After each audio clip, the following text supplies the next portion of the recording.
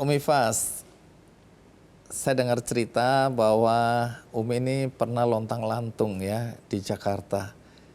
Terus kemudian panjang cerita penderitaan di sini, tapi ada juga hal yang nanti saya akan tanyakan berkaitan dengan pengorbanan memberikan uang yang cuma segitu-gitunya untuk membayar kos orang lain. Nah, waktu di Jakarta ini bagaimana ceritanya kok bisa Umi lontang-lantung itu? Iya, jadi saya mencoba mengadu nasib di Jakarta, membawa uang yang terbatas gitu.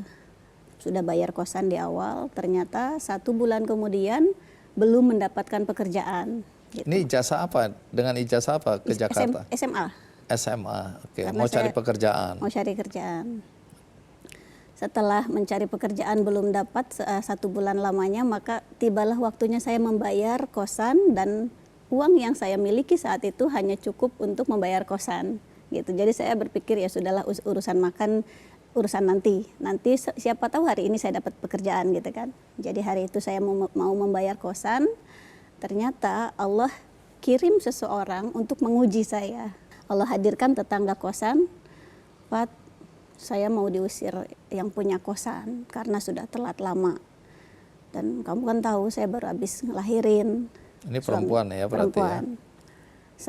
Suami saya belum dapat pekerjaan, tolongin saya ya gitu. Pinjemin saya buat bayar kosan. Hah? Saya punya uang cuma buat bayar kosan gitu. Tapi kalau beliau tidak ditolong, bukan hanya beliau yang akan kesulitan karena baru habis melahirkan juga, ada bayi merah juga, ada 2 nyawa, sedangkan saya hanya 1 nyawa gitu. Jadi menurut saya ini adalah ujian dari Allah, yang Allah ibaratnya tanya, dalam situasi kayak gini apakah kamu mau mementingkan dirimu atau tidak gitu. Baik, Allah maha baik kok, Allah pasti jagain saya. Jadi saya berikan uangnya, ini bukan pinjaman, saya bilang, nah doain aja saya nggak di sini lagi soalnya. Jadi ini uang terakhir ini ya? Uang terakhir. Terus? Uang terakhir, jadi saya berikan, saya berangkat gitu. Di perjalanan ada perasaan, kayak gimana ya Jakarta tanpa tempat tinggal, tunawisma di Jakarta gitu kan. Saya akan ketemu dengan bahwa Jakarta itu kejam gitu kan. Nanti saya akan ketemu preman-preman mungkin kan dan sebagainya. Allah maha baik. Ya Allah, titip diri saya, jagain saya. Saya berjalan lontang-lantung, tibalah kaki saya di sebuah terminal gitu, sampai terminal malam pula gitu kan, gelap dan sebagainya. Tengah malam itu banyak yang aneh. Ini perempuan berhijab tengah malam di terminal ngapain? Kamu ngapain di sini? Nunggu teman bang, gitu. Karena saya memilih bohong karena saya dengar gitu kalau di Jakarta sendirian itu lebih mengkhawatirkan kan, gitu. Temannya belum datang, padahal saya masih bingung saya mau kemana ini, gitu jalan lagi. Ada yang memperhatikan, mungkin orang dari tadi nunggu temen kok temennya nggak datang gitu.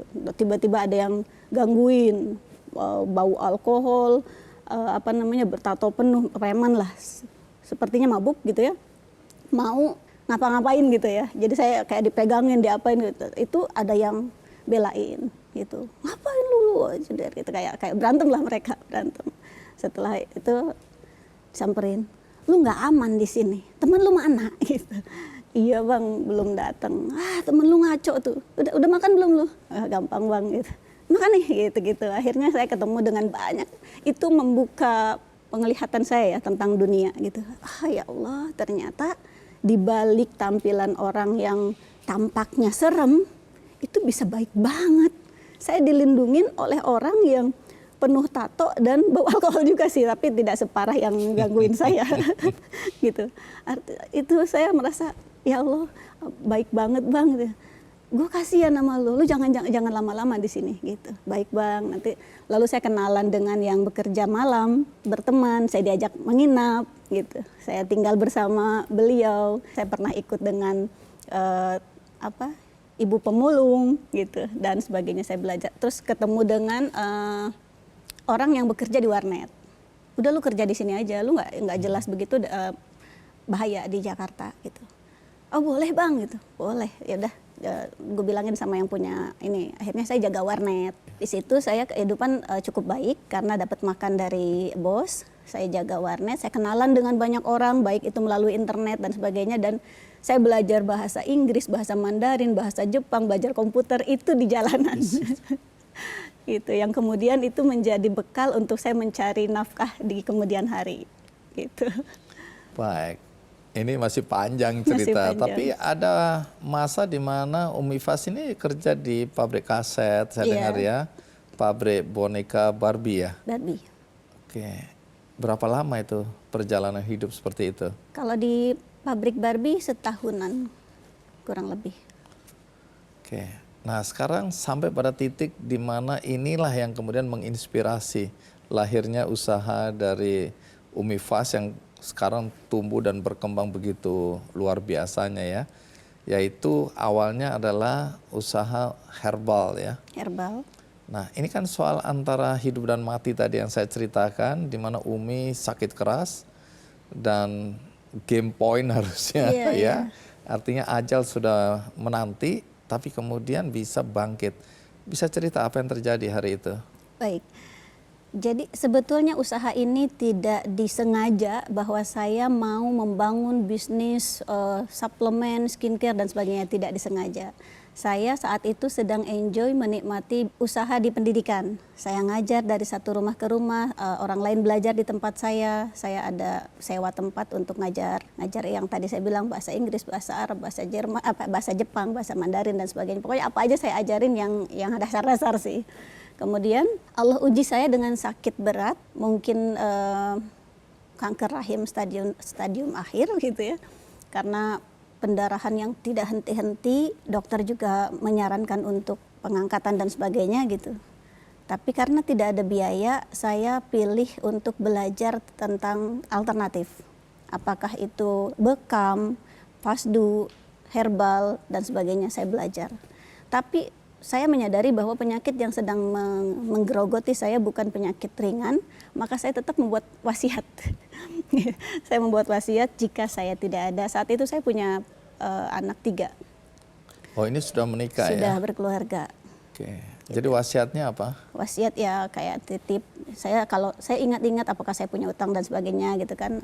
Kemudian saya ingat-ingat sih sepertinya tidak gitu. Terus saya titip kalau anak saya gitulah, intinya titip-titip keluarga gitu. Kemudian saya belajar tetap ada tawakal, ada ikhtiar gitu. Saya tetap ikhtiar juga. Saya bilang, saya nggak tahu Allah punya pesan apa atas ujian ini. Setiap Allah kasih kita ujian, pasti ada jawabannya.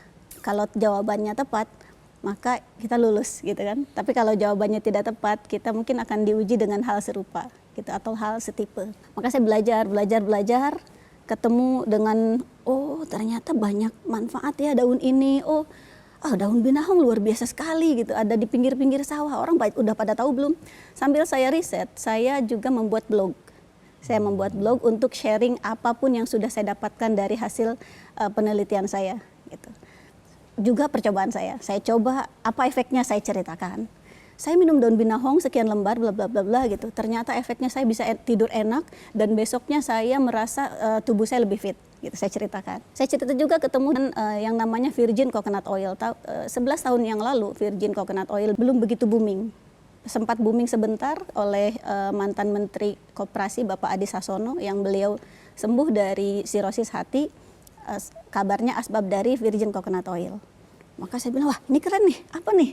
Kenapa bisa sekeren ini manfaatnya? Ternyata di dalamnya ada kandungan asam laurat di atas 50%. Apa asam laurat? Oh asam laurat itu ternyata masuk ke dalam tubuh bisa menjadi monolaurin. Monolaurin masuk ke dalam pankreas, ke dalam segala macam, itu bisa memperbaiki sel-sel yang rusak. Gitu. Oh ada di mana lagi nih asam laurat? Ada di ASI, pantesan ASI jadi booster imun. Ternyata kandungannya asam laurat, berarti VCO bisa jadi booster imun. Saya ceritakan semuanya dan qadarullah Allah kasih saya sembuh. Gitu. Jadi ini racikan sendiri yang racikan menyembuhkan sendiri, ya? Percobaan sendiri, trial and error dari termasuk cara membuat VCO-nya saya share. Gini loh, kalau cara membuat pakai enzimatis, kalau pakai cara pancingan, kalau pakai cara pemecahan globula protein, hasilnya kayak gini semua saya jabarin, bahkan biayanya. Saya bilang untuk bikin 1 liter virgin coconut oil dengan kualitas kayak gini, modalnya sekian, bla bla bla gitu. Oke, jadi itu awal mula lahirnya bisnis yang sekarang Umi Faz tekuni ya. Betul, jadi banyak yang nelpon untuk dibuatkan, saya diupahin, membesarlah. Oke. Dan kalau penasaran penonton silakan aja googling ya, dilihat bagaimana usaha yang ditekuni Umi Faz sekarang tumbuh dan berkembang luar biasa, bahkan mengajak serta keluarga ya, Iya, dan teman-teman alhamdulillah. tentu saja. Nah, Umi, pengalaman hidup ini kemudian diceritakan dalam sebuah buku ya yang diterbitkan dan membuat ibunya Umi kaget-kaget pengalaman anak. Jadi selama ini orang Ibu tua tidak tahu. ibu nggak tahu. Iya, Jadi buku apa itu kalau boleh tahu? Saya tadi sempat lihat ini. buku Omset Miliar Tanpa Modal. Omset miliar tanpa modal. Itu judulnya menggoda ya. Tapi di sini ada cerita tentang pengalaman perjalanan hidup yang pahit itu. Iya, memang isinya adalah cerita bagaimana saya mencapai omset. Itu 2016 pertama kali saya dapat omset 1 miliaran gitu. Jadi 2016 bagaimana saya memiliki omset 1 miliaran itu bisa dikatakan tanpa modal. Jadi ini tuh kisah. Isinya kisah. Ya. Bukan cuma bagaimana berbisnis, tapi lebih kepada bagaimana Perjalanannya. perjalanan hidup. Dan orang tua baru tahu katanya setelah buku ini terbit. Setelah buku ini terbit, saya diminta untuk ada roadshow ya, ada roadshow cerita-cerita di Keliling. beberapa kampus. Lalu ibu saya nyimak kan, ibu, bibi nangis karena waktu itu hadir. Neng, itu yang tadi diceritain benar. Iya.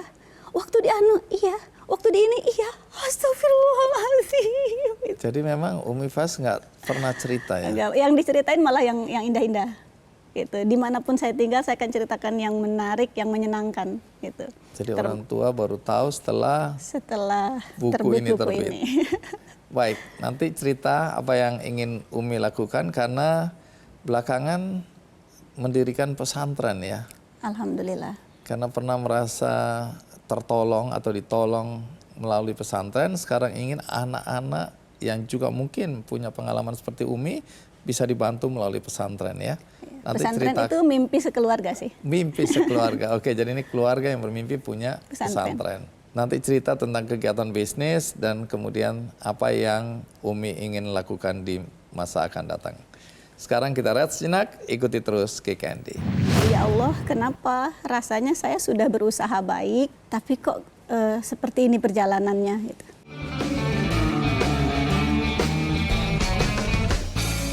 Jelajahi cara baru mendapatkan informasi. Download Metro TV Extend sekarang.